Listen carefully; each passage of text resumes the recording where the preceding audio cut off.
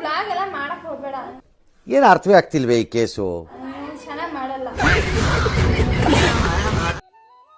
Hi good morning, ಎಲ್ಲರೂ ಹೇಗಿದ್ದೀರಾ? ಬೆಳಗ್ಗೆನೆ ಬೇಗ ಎದ್ದು ಸ್ವಲ್ಪ ಟೀ ಕುಡಿದು ಆ್ಯಂಡ್ ನಮ್ಮ ನಾಯಿಗೆ ಬಿಸ್ಕೆಟ್ ಹಾಕಿದರೆ ನಮ್ಮಪ್ಪ ಅದು ನೋಡಿದರೆ ಕುಣಿತಾ ಇದೆ. ಸ್ವಲ್ಪ ಕಲೆ ಇದೆ, ಅದನ್ನ ಪ್ರೂವ್ ಮಾಡ್ಕೊಳ್ತೀವಿ. ಸೊ ಅದನ್ನು ನೋಡಿಸ್ಕೊಂಡು ಹಾಗೆ ಅಲ್ಲಿಂದ ಔಷಧಿಯನ್ನು ನೋಡಿರೋಂಥ ಔಷಧಿ ಹೊಡೆಯಕ್ಕೆ ಹೊರಟಿದ್ವಿ. ಸೊ ಅಷ್ಟೊತ್ತಿಗೆ ನಾವು ಫುಲ್ ಹೈಟಲ್ಲಿ 200 ಅಡಿ ಹೋಯ್ತು, 300 ಅಡಿ ಹೋಯ್ತು, 500 ಅಡಿ ಹೋಯ್ತು, 600 ಅಡಿ ಅಲ್ಲಿಂದ ಮಾಡೋ ಕೆಲಸ ಇಲ್ಲ ಅಂತ ಮತ್ತೆ ಮನೆಯಿಂದ ಬಂದಿದೆ. ನೀನೇನು ನೀನ್ ಕರೆಕ್ಟ್ ಆಗಿರೋ.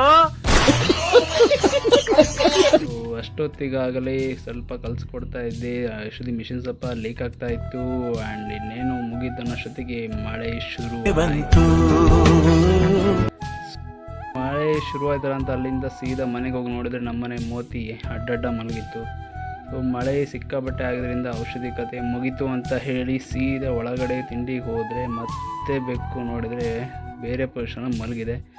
ಸೊ ಅಲ್ಲಿಂದ ತಿಂಡಿ ತಿಂದು ಸ್ವಲ್ಪ ದನಗಳಿಗೆ ಹುಲ್ಲು ತರೋಣ ಅಂತ ಹೊರಟೆ. ಏನು ಸ್ವಲ್ಪ ತಂದು ಮಾಡೋತ್ತಿಗೆ ಮತ್ತೆ ಮಳೆ ಶುರುವಾಯಿತು. ಸಾಕಾಗಿ ಹೋಯ್ತು, ದನ ಬೇಡ ಏನು ಬೇಡ ಅಂತ ಅನ್ನಿಸ್ತು. ಅಲ್ಲಿಂದ ಸೀದಾ ಮನೆ ಕಡೆ ಹೊರಟೆ. ಅಲ್ಲಿಂದ ಸ್ವಲ್ಪ ಅಂಗನವಾಡಿಲಿ ಕೆಲಸ ಇತ್ತು, ಅಲ್ಲೋಗಿ ನೋಡಿದ್ರೆ ಮತ್ತೆ ಮಳೆ ಬಂತು. ಅಲ್ಲಿ ಮುಗಿಸ್ಕೊಂಡು ಸೊ ಓದಿದ್ದ ಶಾಲೆನ ನೆನ್ಪು ಮಾಡಿಕೊಂಡು ಸೀದಾ ಮನೆಗೆ ಬಂದರೆ ಮನೆ ಕಡೆ ಹೊರಟೆ. ಮನೇಲಿ ನಮ್ಮ ದೋಸ್ತಿ ಕೂತ್ಕೊಂಡಿದ್ದ. ಸೊ ನೀನು ಬ್ಲಾಗ್ ಎಲ್ಲ ಮಾಡಕ್ ಹೋಗ್ಬೇಡ, ಚೆನ್ನಾಗಿ ಮಾಡಲ್ಲ.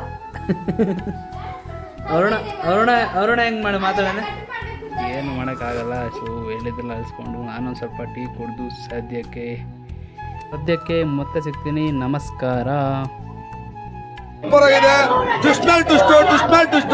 ಎರಡನೇ ಭಾಗಕ್ಕೆ ವೇಟ್ ಮಾಡ್ಬೇಕು ನಾವು.